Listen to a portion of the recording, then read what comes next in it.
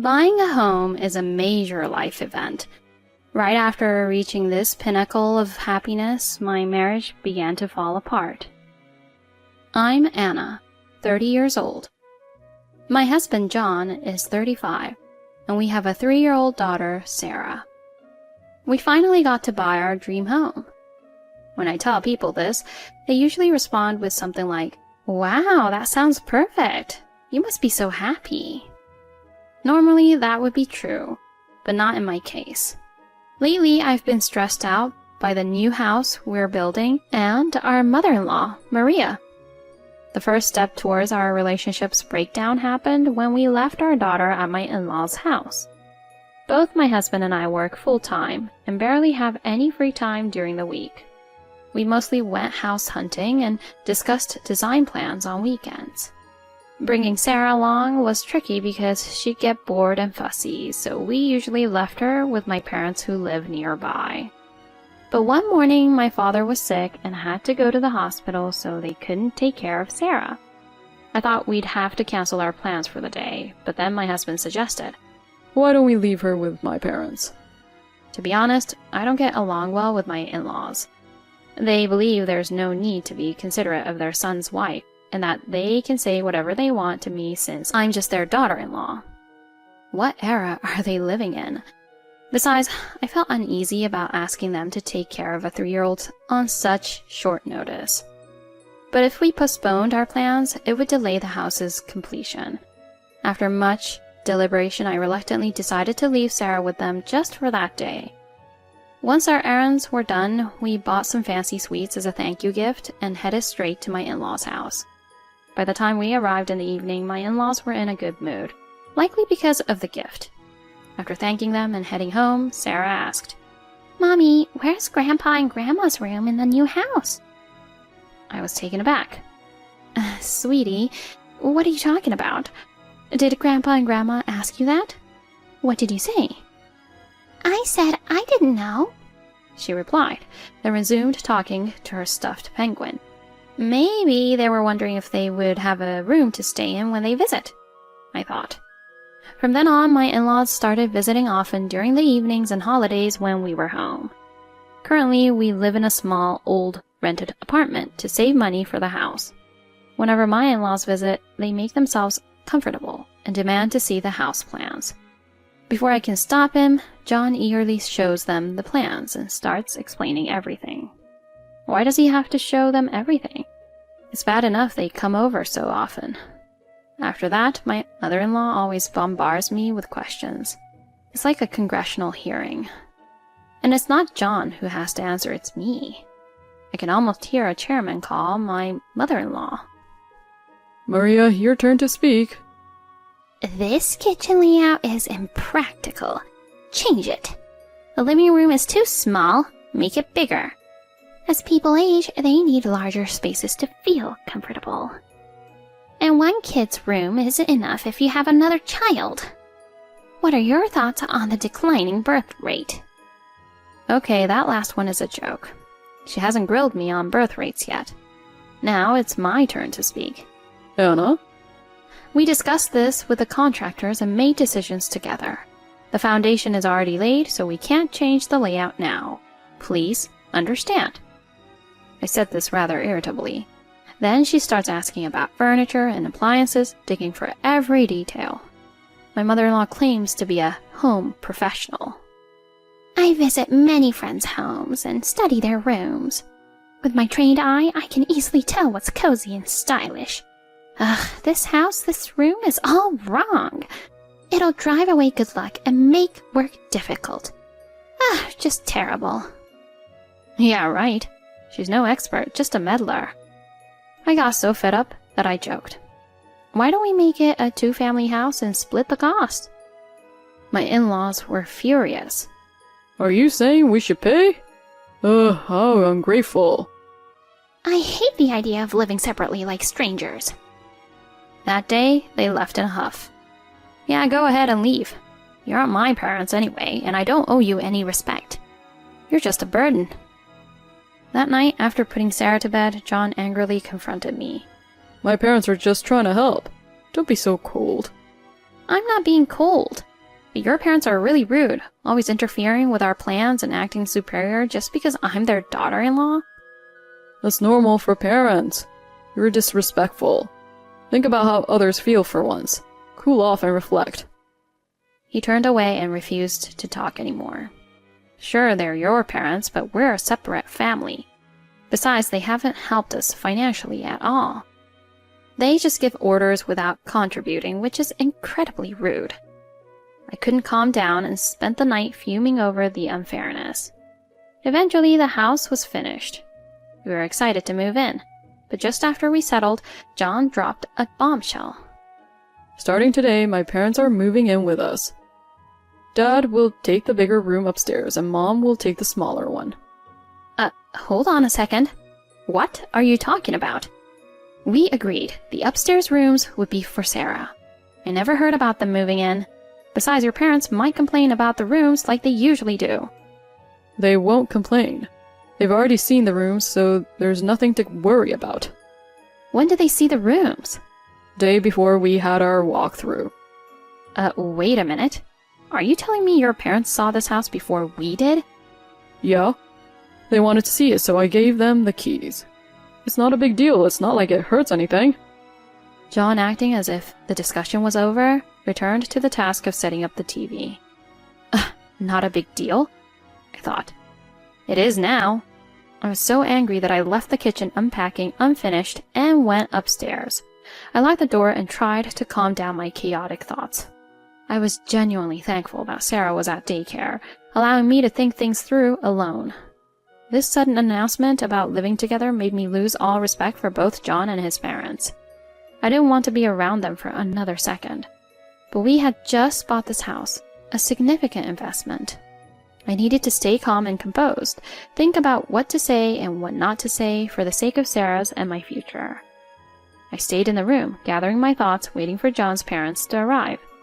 As John said, his parents arrived in the early afternoon with a truckload of their belongings. Sheesh. At least greet us. Ugh, no matters whatsoever. Oh, it's still a mess here. How slow can she be? Maria added, and then she just marched into our new home as if it were her right. Listening from upstairs, I eventually walked out to the entrance. Maria and Sean, I wasn't informed about you moving in, I said, my voice colder than I expected. Sean quickly shot back. We told John, so there shouldn't be any issue. Yes, there is an issue. I only found out about your intentions this morning, and I have no plans to live with you two. You're so disrespectful. Excuse me? John said it's fine. You think you, a mere daughter-in-law, can defy your husband? Absolutely, Maria chimed in. If you don't like it, why don't you just leave, Anna? It was hopeless. I'd known for a long time that we were too different to communicate. As I struggled to respond, John came rushing over, alarmed. What the hell are you doing, Anna? Don't fight with my parents. Fight? This isn't a fight. I'm just being insulted because I'm their daughter-in-law. And now you're blaming me too. You're all the same. John, I can't live with your parents. Come on, don't make this difficult. You're my wife, so you should follow what I say. I'm a person before I'm your wife. Do you think you can just force me to obey? Listening to our argument, Sean yelled. We don't need a wife like that in this family. John surprisingly agreed. Maybe it's best if we divorce. I can't have a wife who doesn't respect my parents. Finally, I had what I wanted. Fine, let's get a divorce, I said clearly. John and I exchanged words of divorce, and I hoped my phone in my pocket recorded everything. We will be strangers now, so you need to return the $790,000 I lent you for the house, I demanded. Sean gasped in shock, and John turned pale. I calmly explained to his confused parents. Your son didn't contribute a single cent to the house. It was built entirely with my savings because he's financially irresponsible. We agreed to share living expenses equally and save what's left in our accounts. But he spent his money recklessly and didn't save anything. I continued. You don't have to go that far. Every word is true. And when it was time to buy the house, you insisted it be in your name. That's why I lent you the money. I have a promissory note, so there's no denying it. I replied firmly. That's not... Leaving my stunned husband and in-laws behind, I quickly packed my valuables, clothes, and Sarah's favorite toys into a suitcase and duffel bag. I took Sarah's beloved penguin plushie and loaded everything into my car, then drove off. I said goodbye to the new house that had been ours for such a short time. I picked up Sarah from daycare and headed to my parents' house. They were surprised to see me arrive with so much luggage out of the blue. It's so sudden and I don't want to impose. I could always stay at a hotel, I said hesitantly. My parents quickly stopped me. Later, I found out that they were worried I might be thinking about ending our lives. Actually, it was the opposite. I had vowed to protect her no matter what. I explained everything to my parents. I told them I wanted to divorce my good-for-nothing husband and that I was determined to get custody of my daughter. They promised to support me completely and offered to let us stay with them for a while. This was a huge relief for me since I was working. That night, I documented everything that had happened with my husband and in-laws. I saved the audio recordings of our conversations on my phone to my computer and external media. Armed with this, I spent my vacation days and weekends visiting various law offices until I found a trustworthy lawyer and officially hired them. A week quickly passed since I left the new house. After work one day, I found someone waiting for me. It was my husband. I would say ex-husband, but we were still legally married as the paperwork hadn't been filed yet. I didn't want to talk to him, but I was afraid he might do something rash, so I suggested we go to a more public place like a coffee shop. I made sure to turn on the recording function on my phone just in case. I tried to stay calm and asked, "Do you have something to say?" About the house. You can have it. I'll change the name on the deed. Just forgive the debt, okay?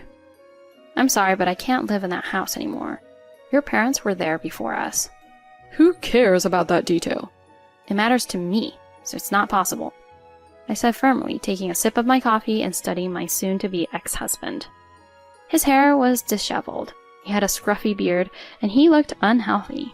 His suit was wrinkled, and his shirt hadn't seen an iron or a dry cleaner in a while. I couldn't help but think how worn out he seemed. Please, Anna, I can't repay that huge amount of money so easily, he pleaded. You knew it was a lot when you borrowed it. I even suggested we both be on the deed, or just me, but you insisted it be yours. I reminded him. I thought I should be the head of the house. And the divorce, I didn't mean it. Why did you take it seriously? I meant it. I'm done. The divorce is happening. It's not just your incompetence. Your parents are insufferable, I said, determined. Sarah is waiting for me. If we're done here, I'm leaving, I said, standing up. Wait, I'm taking her, John demanded. His words worried me. Back at my parents' house, I asked them to make sure Sarah was never taken by force. A few days later, the daycare called to say that someone resembling my in-laws was there. I left work early and rushed to the daycare. Thankfully, they had kept Sarah away, and my in-laws were waiting in a separate room. As soon as I entered the room, my mother-in-law started yelling. Give us back our granddaughter, you greedy thief! What do you mean? I haven't stolen anything. If not a thief, then a fraud. You must have done something shady to get that money. There's no way you had that much money at your age. No, every cent I lent John was mine. I got it honestly from my savings and gifts from my parents and grandmother, I explained. Gifts? Yes. They gave me the maximum amount each year without incurring gift tax. Plus, I sold stocks and saved diligently. It all adds up. I can't believe it was really your money. You didn't gift John anything? You can start now, I suggested, knowing their financial situation. Sean groaned and fell silent. Maria, who loved luxury, never thought about saving or gifts. I knew this. I'm divorcing your son and taking custody of my daughter. Please, don't come to the daycare anymore, I said, taking Sarah and leaving. Despite my warning, John and his parents came a few more times. Each time, I calmly tried to turn them away, but sometimes they grabbed me or hurled insults. I recorded everything on my phone. About a month after I left the new house, I sent a letter through my lawyer demanding repayment of the loan and agreeing to the divorce. John mostly agreed, but wanted to fight for custody. However, when I mentioned alimony, he quieted down. With my evidence and their lack of savings, it took some time, but I got the money back and full custody of Sarah. It took longer than expected for John to repay the loan, because selling the new house was difficult. I thought John and his parents would live in the new house, but they couldn't afford the $790,000. John had no savings, and even selling their old house wasn't enough. Eventually, they sold the new house for less than they paid and had to lower the price multiple times before finding a buyer. John took out a loan to cover the difference. Now, he lives in his parents' rundown house with them and his sister, who moved back with her 2 sons after her divorce. The house is crowded, and their constant arguing is infamous in the neighborhood. They no longer bother us, probably because they can't afford child support and are too ashamed. 4 years later, Sarah is now in 2nd grade. We live near my parents, who help us a lot. I thought it might be fine to stay single and just raise my daughter on my own, but now I'm actually seeing someone. He's a 36-year-old man with a 1st-grade daughter and a history of divorce. We met at daycare, started talking, and he eventually confessed his feelings. Now our daughters play together, and we go out as a family. Recently, Sarah said, If we get a new house again, we should all have our own rooms, and we should get a dog. Her words made my heart skip a beat. That man had proposed to me a while back. I asked him to wait because of our daughters, but my mind is made up.